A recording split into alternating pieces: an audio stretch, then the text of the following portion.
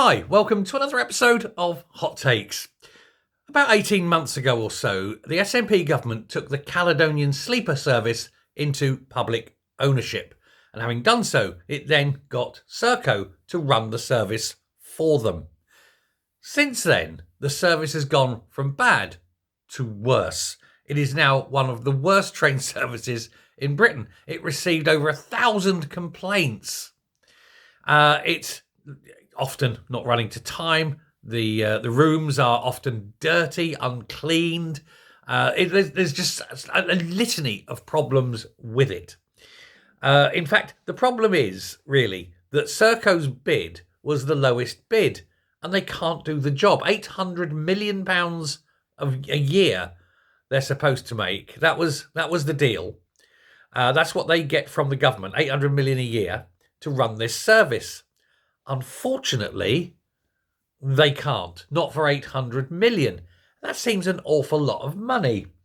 But then I suppose you've got not just the drivers, you've got the staff, you've got the cooks on board, you've got the cleaning, you've got maintenance, you've got repairs, you've got engine tendering issues, you've got storage. There's all sorts of overheads, massive overheads. Plus, of course, they have to pay to run on the rails. That in itself is expensive. But you'd think that a company the size of Serco would have done their homework, but apparently not. And so because they haven't got enough money, they can't offer the service that's deserved, which is like, a better service. It seems a very strange way of doing it, though, bringing it into public service, then paying a private company to run it. And I suppose that's fine if that private company can run it.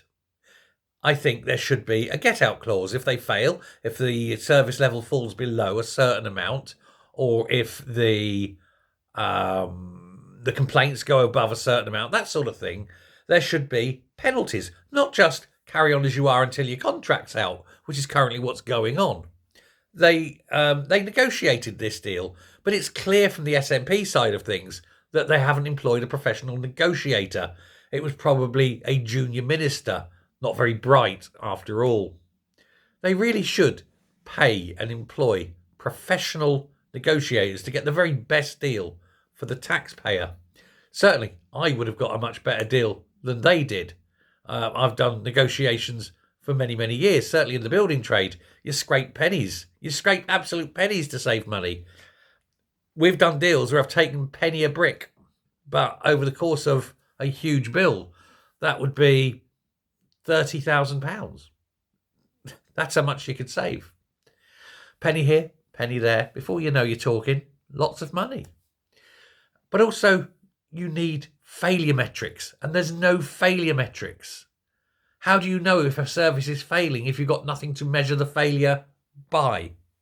And again, this is a problem because nobody in government wants to apply failure metrics.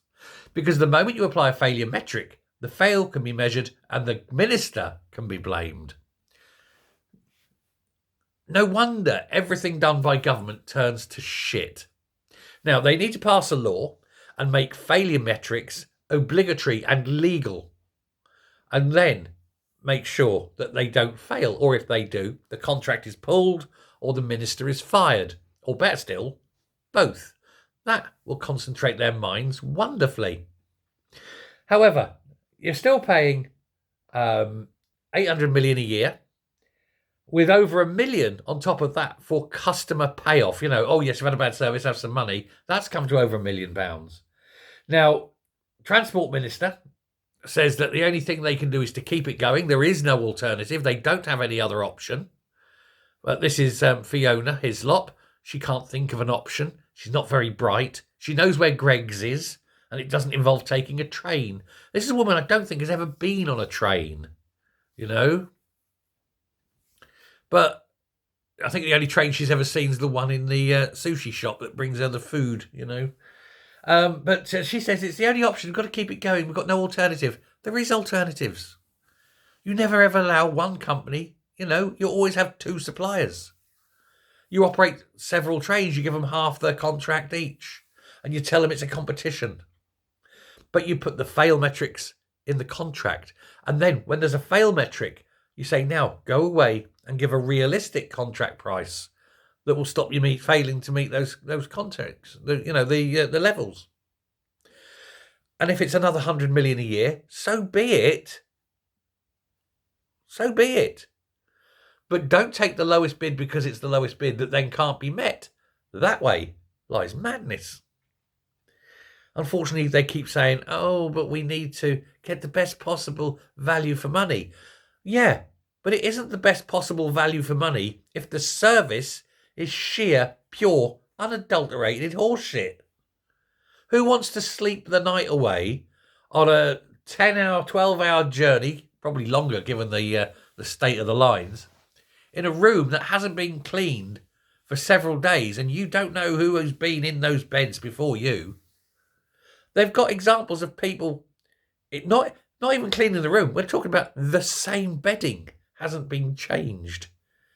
No thanks. They do say don't bring a UV light into a hotel room. Don't ask what's in a sausage, enjoy the sausage. Don't bring a UV light into a hotel room. Well, I tell you, in some of the trains, you don't need to. The blankets are crawling down the corridor looking for an ovum.